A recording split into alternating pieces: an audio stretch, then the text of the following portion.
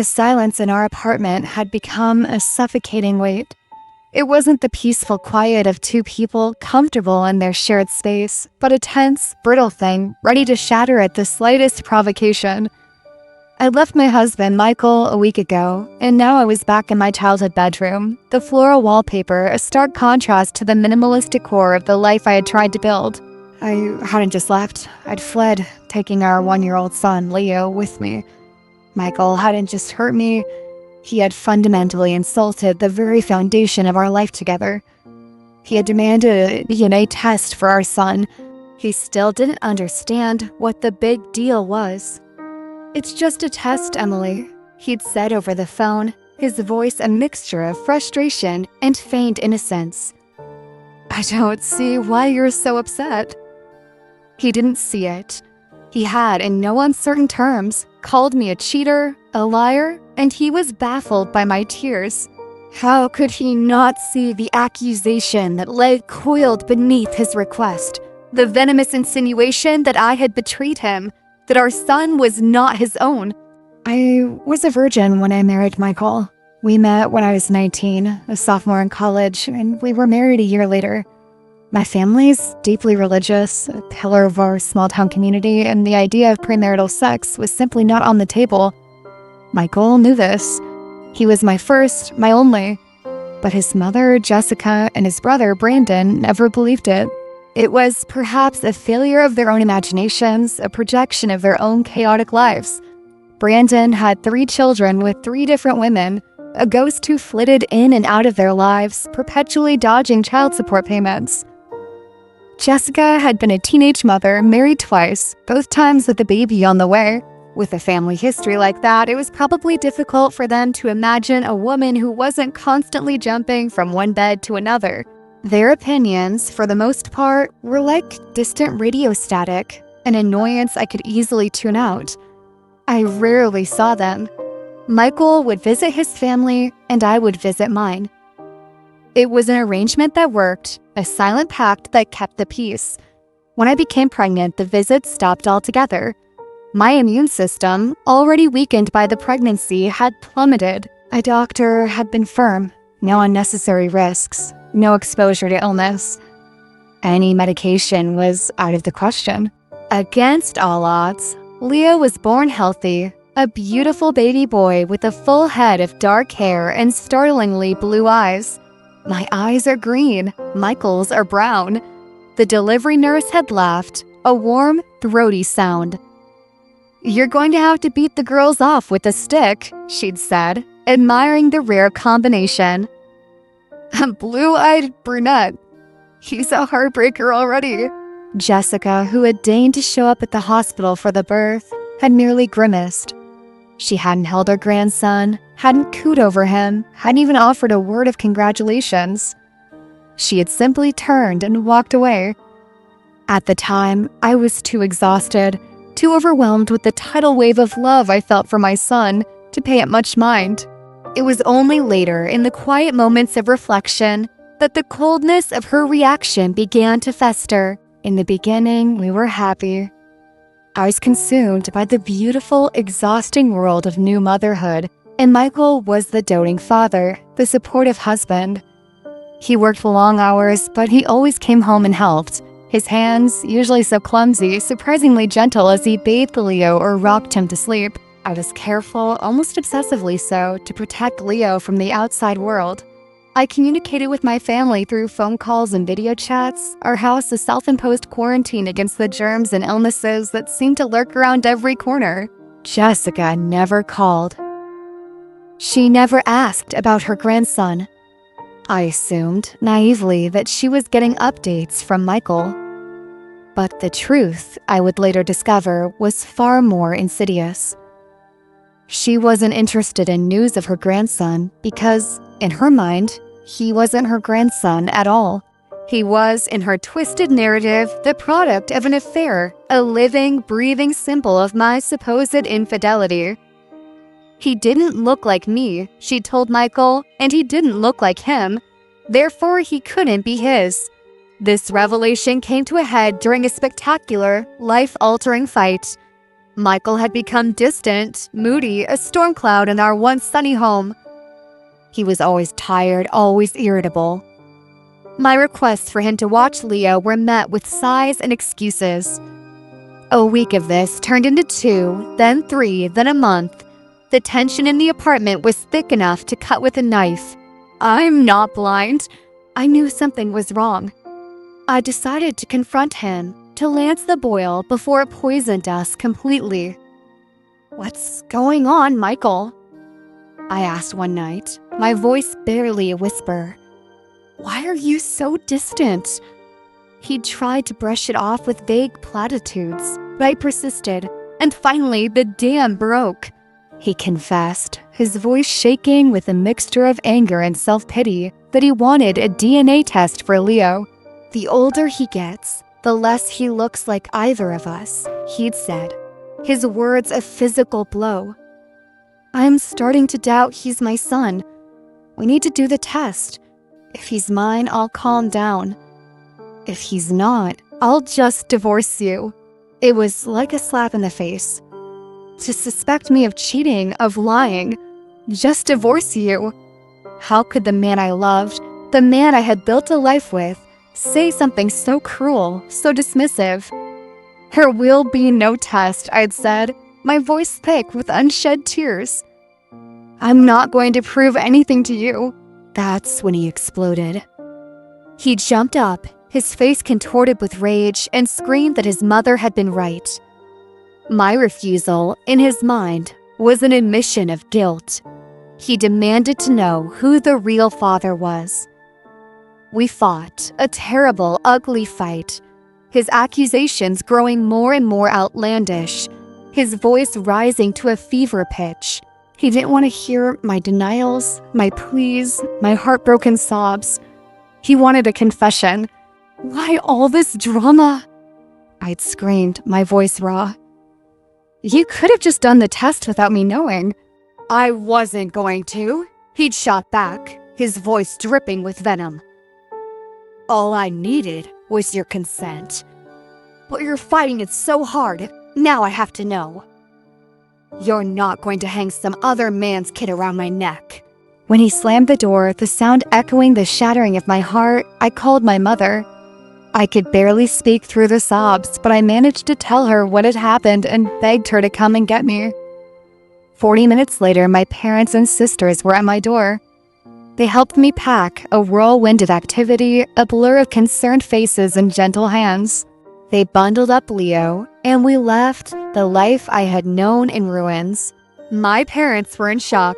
My father, a man of few words but deep convictions, was furious. He said that Michael and his family had insulted not just me, but our entire family. He declared that he would have nothing more to do with them. He told me that I was a grown woman and could make my own decisions, but he strongly advised me to leave Michael for good. What kind of respect can there be in a marriage when a husband doubts his wife to this extent? My mother had said, her voice trembling with a mixture of anger and sadness. What kind of man do you need a test to prove that your child is yours? He won't be a support to you, Emily. He won't be a protector. Remember, you're not alone. My father had added, his hand on my shoulder, a rare gesture of physical comfort. You can stay with us for as long as you need. We'll help with the baby. We'll support you. But you need to make a decision and need to stick with it. I won't have you running back and forth between him and us. That's not a life. There was nothing to decide. Michael had shattered my trust, had chosen the poisonous whispers of his mother over the love and loyalty of his wife. And his behavior since I had left had only confirmed my decision. He was indignant that I had left. It was, in his twisted logic, further proof of my guilt. I was, he claimed, running from the official shame of a DNA test. He saw no other possibility. It's strange how these dark family secrets connect us. If this story is getting under your skin, subscribe for more real family exposés. What's the big deal? He'd said to a mutual friend, the words eventually getting back to me. So I suggested a DNA test. No one died. If she had nothing to hide, she wouldn't be playing the victim. I'll get what I want. I'll find out through the court if he's my son. I want to refuse the test.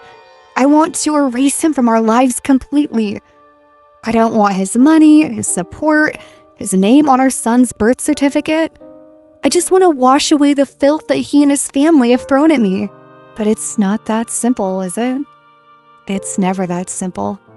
The tendrils of our lives are tangled together, and I'm not sure how to cut them without severing a part of myself. I look at Leo, my beautiful, innocent son, and I see a future filled with questions he'll one day ask. Questions I don't know how to answer. Who is my father? Why isn't he here? The truth is a weapon, and I'm not sure if I'm strong enough to wield it. My sister, Chloe, a lawyer with a heart of gold and a spine of steel, has been my rock. She's the one who has been dealing with Michael's increasingly frantic calls and texts. She's the one who has been navigating the legal minefield that our lives have become. He's threatening to take you to court, Em. She told me last night, her voice grim. He's going to petition for a court-ordered paternity test. Can he do that? I asked, my voice small. Yes, she said, her voice softening. He can, and the court will likely grant it. But we can fight it. We can argue that it's not in Leo's best interest. We can argue that it's harassment. But it will be a fight, Em. A long, ugly, expensive fight. And that's the crux of it, isn't it? The fight. I'm so tired of fighting. I just want peace. I want to raise my son in a home filled with love, not litigation. But Michael, it seems, is determined to drag us through the mud. His pride has been wounded, his fragile masculinity threatened, and he's lashing out like a cornered animal. I've been staying with my parents for a month now, and the initial shock has given way to a dull, throbbing ache.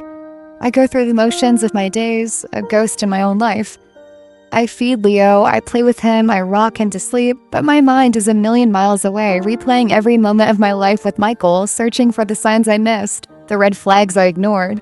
Was he always this insecure, this easily manipulated? Or did his mother's poison finally seep into his veins, corrupting the man I thought I knew? I remember a time, early in our relationship, when we were at a party. A guy I knew from one of my classes came up to me and we chatted for a few minutes. It was innocent, a friendly conversation, but Michael's mood had soured. He was quiet on the drive home, his jaw tight. When I asked him what was wrong, he mumbled something about the way the guy had looked at me. I'd laughed it off, reassured him that he had nothing to worry about. But now, looking back, I see it for what it was, a flicker of the insecurity that would one day consume him. I try to focus on the future, on building a new life for myself and Leo. I've started looking for a part-time job, something I can do from home. I've reconnected with old friends, their laughter a welcome balm to my wounded soul. But the shadow of Michael, of the life we once had, looms large. He is, after all, Leo's father. And no matter how much I may want to, I can't change that. My mother, in her infinite wisdom, has been a source of quiet strength. She doesn't offer advice unless I ask for it, but her presence is a constant comfort. She'll sit with me in the evenings, a cup of tea in her hands, and we'll talk about everything and nothing. She tells me stories about her own marriage, about the ups and downs, the compromises and the sacrifices. She reminds me that love is not a fairy tale, that it's a choice you make every day, a choice to forgive, to understand, to support, even when it's hard. But what if the choice is to walk away? What if the choice is to say, I love you, but I love myself more? That's the question that haunts me, the question that keeps me up at night. Am I being selfish? Am I depriving my son of a father out of my own wounded pride? Or am I protecting him from a man who is so easily swayed by the opinions of others? A man who would so readily believe the worst of his own wife? I don't have the answers. Not yet. But I know this. I will not be a victim. I will not let Michael and his family destroy me. I will fight for my son, for our future, for the life we deserve. And I will do it on my own terms. The first letter from Michael's lawyer arrived on a Tuesday. It was a crisp, formal document, the legal jargon a stark contrast to the messy, emotional reality of our lives. It was a petition for a court-ordered paternity test, just as Chloe had predicted. It was also a demand for visitation rights, a schedule of weekends and holidays that Michael had unilaterally decided upon. He was, it seemed, already planning his life as a part-time father, a life that did not include me. I read the letter, my hands shaking, my heart pounding in my chest. It was real. This was happening. My life was no longer my own. It was a legal case, a file in a stranger's office, a series of motions and hearings and depositions. The thought of it made me sick to my stomach. Chloe was a godsend. She read the letter, her expression unreadable, and then she looked at me, her eyes filled with a fierce, protective light. "We're going to fight this, Em," she said, her voice firm. "We're going to fight this with everything we've got." And so it began. The endless phone calls, the meetings with lawyers, the strategy sessions. My life became a blur of legal documents and affidavits, of character witnesses and evidence. I had to recount every detail of my relationship with Michael, every conversation, every argument. It was like picking at a scab, reopening a wound that had barely begun to heal. Michael, in his own affidavit, painted a picture of me that was almost unrecognizable. I was, according to him, a secretive, manipulative woman who had trapped him in a loveless marriage. He claimed that I had always been distant, that I had a history of being unfaithful, that he had long suspected that Leo was not his son. It was a work of fiction, a masterpiece of self-deception, and it was designed to do one thing, to destroy my credibility in the eyes of the court. I was devastated. How could the man I had loved, the man I had shared my life with, lie so brazenly, so cruelly? It was as if he was trying to erase the good years, the happy memories, to rewrite our history to fit his narrative of betrayal. It was a betrayal in itself, a twisting of the knife that was already embedded in my heart. But as the days turned into weeks, my devastation began to curdle into a cold, hard anger. I was not the woman he described. I was not a liar, not a cheater, not a manipulator. I was a good mother, a loving wife, a loyal partner, and I would not let him define me. I would not let him win. We went to court on a cold, rainy day in November. The courtroom was a sterile, impersonal space, the air thick with the unspoken grief of 100 other broken families. Michael was there, sitting at the opposite table with his lawyer, his face a mask of grim determination. He wouldn't look at me. He wouldn't even glance in my direction. It was as if I was a stranger, a ghost from a life he had already forgotten. The hearing was a blur. My lawyer, a sharp, no-nonsense woman named Sarah, was brilliant. She dismantled Michael's arguments one by one, her questions precise, her logic irrefutable. She presented evidence of my character, of my fidelity, of my unwavering commitment to my marriage. She called my father to the stand, and he spoke with a quiet dignity that filled the courtroom. He spoke of my upbringing, of my values, of the woman he knew me to be. He spoke of his shock and his hurt at Michael's accusations. He spoke of his love for his grandson, for the little boy who was the light of our lives. When it was Michael's turn to testify, he was a different person. He was no longer the confident, arrogant man who had demanded a DNA test. He was a nervous, tammering wreck, his lies unraveling under Sarah's relentless cross-examination. He couldn't provide a single shred of evidence to support his claims of my infidelity. He couldn't name a single person I had supposedly cheated with.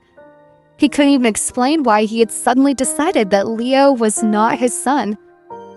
It was all based on the whispers of his mother, on the poison she had dripped into his ear. And then, the first plot twist. Sarah, in a move that was as brilliant as it was unexpected, called Jessica to the stand. Michael's mother, the architect of our misery, was forced to testify under oath. She was a small, bird-like woman, her face a web of wrinkles, her eyes small and hard. She was a reluctant witness, her answers clipped, her tone resentful. But Sarah was relentless. She pressed her, she pushed her, she backed her into a corner. "Mrs. Peterson," Sarah said, her voice calm, her eyes like steel. "You have testified that you believe your grandson, Leo, is not your son's biological child. Is that correct?" "Yes," Jessica said, her voice a reedy whisper. "And on what do you base this belief?"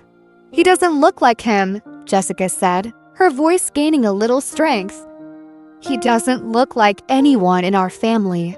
"I see," Sarah said, her voice dripping with sarcasm. "And you are an expert in genetics, are you?"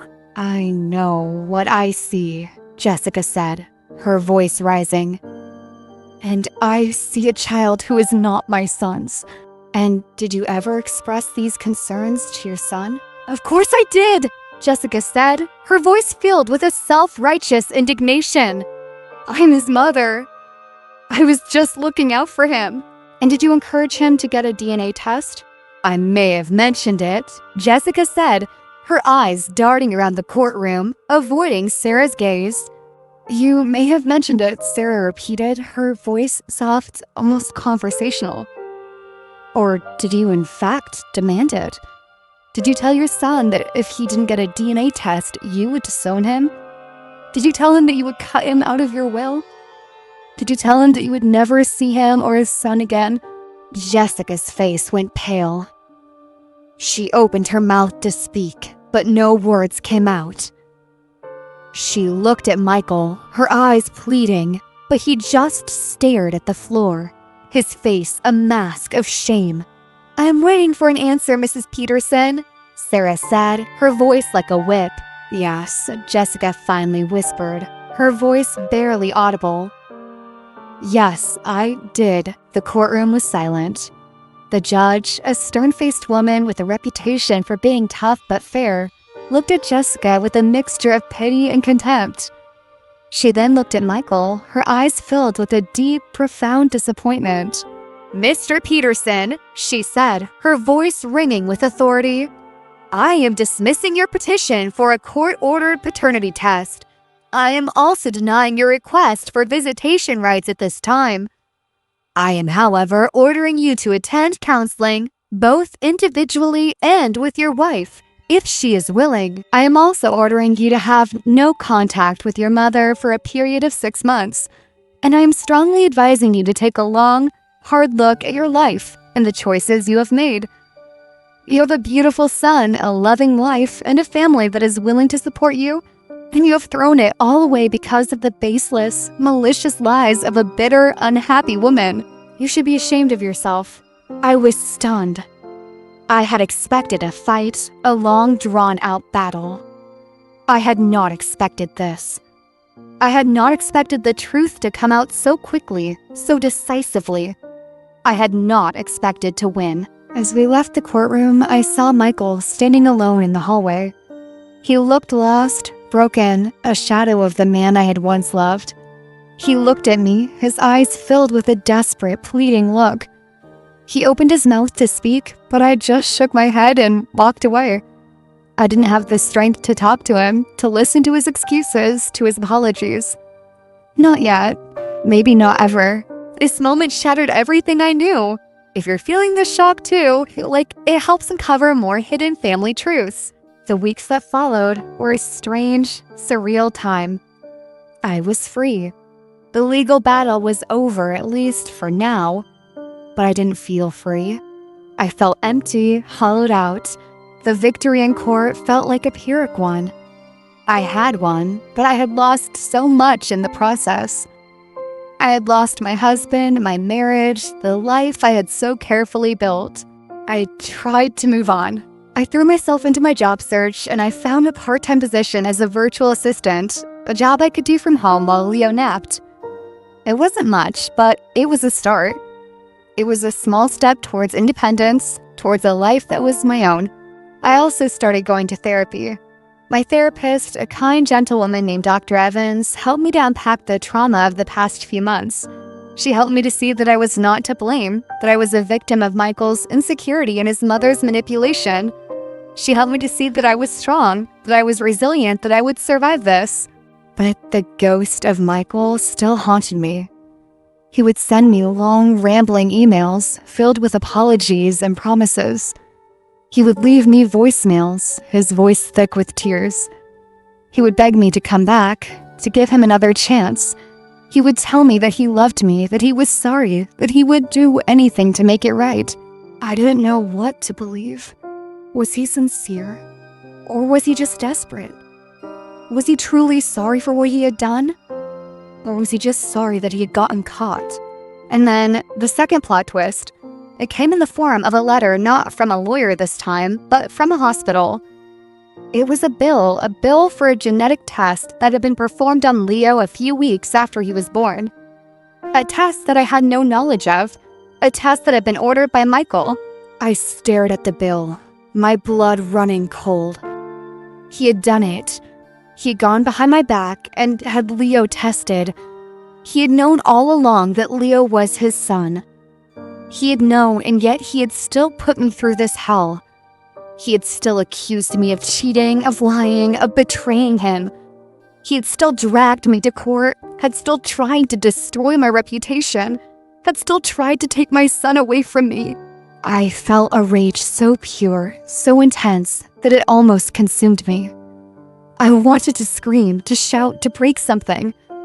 I wanted to hurt him, to make him feel a fraction of the pain that he had caused me. But then, as I looked at the bill again, I saw something that made me pause. The test had been ordered by a Dr. Anderson, a name I didn't recognize, and the results had been sent to an address that was not our home, but a P.O. box in a different town. I did some digging. I called the hospital, and after a lot of persuading, I managed to get a copy of the test results. I also did a search for Dr. Anderson, and I found out that he was a geneticist who specialized in rare genetic disorders. And then it all clicked into place. The pieces of the puzzle, the seemingly random events of the past year, all came together to form a picture that was so shocking, so devastating, that it took my breath away. Michael hadn't been testing for paternity. He had been testing for something else. Something he was afraid to tell me. Something he had been hiding from me since the day our son was born. I confronted him that night. I drove to his apartment, the test results clutched in my hand, my heart pounding in my chest. He was surprised to see me, his face a mixture of hope and fear. He started to apologize again, to beg me to come back, but I cut him off. "I know, Michael," I said, my voice cold, my eyes like ice. "I know everything." He looked at me, his face pale, his eyes wide with a dawning horror. "What are you talking about?" he whispered. "I know about the test," I said, my voice rising. "I know about Dr. Anderson. I know what you've been hiding from me." And then he broke. He fell to his knees, his body racked with sobs, and he told me everything. He told me that he had a rare genetic disorder, a degenerative disease that he had inherited from his father. He told me that he had been diagnosed a few years before we met, but he had been too afraid to tell me. He told me that he had been living in fear and denial ever since. He told me that when Leo was born, he had been terrified that he had passed the disease on to him. He told me that he had had Leo tested without my knowledge and that the results had come back positive. He told me that he'd been trying to push me away, to make me hate him so that it would be easier for me to leave him when he got sick. He told me that he loved me, that he had always loved me, and that he was so sorry. I listened to him, my mind reeling, my heart breaking. This was the man I had loved, the man I had married, the man I had built a life with. And he was sick. He was dying. And he had been trying to protect me, to spare me the pain of watching him fade away. I still lie awake wondering, what would you have done when they tried to control your body? Share your truth in the comments. Subscribe for more shocking family revelations. I didn't know what to do, what to say. I was filled with a maelstrom of emotions. Anger, betrayal, love, pity. I was angry that he had lied to me, that he had not trusted me enough to tell me the truth. I was betrayed that he had gone behind my back, that he had made a decision about our son's health without me. I was filled with a deep, abiding love for this broken, beautiful man who had tried to protect me in the only way he knew how. And I was filled with a profound pity for the life that had been stolen from him, for the future that he would never have. I stayed with him that night. I held him as he cried, as he poured out all the fear and the pain and the grief that he had been holding inside for so long. I listened as he told me about the disease, about the prognosis, about the future that awaited him. It was a bleak, terrifying future, a future of weakness and pain and dependence. A future that he had tried to spare me from. In the days that followed, we talked. We talked for hours, for days. We talked about everything. We talked about his disease, about Leo, about our future. We talked about the lies, the secrets, the betrayal. We talked about the love that we still had for each other, a love that was buried under a mountain of pain and anger and grief. And then we made a decision. We decided to fight. We decided to fight this disease together. We decided to give our love another chance. We decided to be a family. It hasn't been easy. There are days when I am so angry at him that I can barely look at him. There are days when I am so sad that I can barely get out of bed. There are days when I am so scared that I can barely breathe. But there are also days when I look at him and I see the man I fell in love with, the man who was the father of my child, the man who was my husband. And I know that I made the right choice. I know that we will get through this together. We have a long, hard road ahead of us. There will be good days and bad days. There will be joy and there will be sorrow. There will be love and there will be loss. But we will face it all together. We will be a family. And we will be strong. And Leo? He is our light, our hope, our reason for fighting. He is a happy, healthy, beautiful little boy who is loved more than he will ever know. And we will do everything in our power to give him the best life possible, a life filled with love and laughter and joy. A life that is not defined by the disease that runs in his veins, but by the love that fills his heart. We are a family. A broken, beautiful, messy, complicated family. But we are a family. And we will survive. We will thrive. We will love. And that is all that matters. That is everything.